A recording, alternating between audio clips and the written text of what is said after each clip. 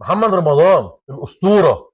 عمل بدعة ما أنزل الله بها من سلطان. لما احنا بنقول ان الفن ده هادف ولازم كلنا ندعم الفن والفنانين على اساس ان هم بيعملوا اضافة للمجتمع تفيد المجتمع، انما لما تعمل اضافة جديدة من نوعها ما انزل الله بها من سلطان، ان انت تجيب راجل محترم وتلبسه بدلة رأس، بدأت تبقى منهج في الشعب المصري على حاجة غريبة عمرها ما كانت في الشعب المصري ولا عمرنا شفناها. يبقى في اضافه بيعملها الفن، ولكن في اضافه سلبيه بيعملوها فنانين سلبيين، وفي اضافه ايجابيه. الحادثه اللي كلنا عارفينها، شباب جابوا شاب زيهم زيه بالظبط ويلبسوه بدله راس بالشكل ده ويطلعوه على كرسي بالشكل ده ويضربوه ويقلوا منه في المنطقه كلها بالشكل ده، علشان بيقال ان هو كان اتقدم علشان كان عايز يخطب اختهم، فهم رفضوا، فهم اكتشفوا ان كان في علاقه اصلا او ان في علاقه ما بين الشاب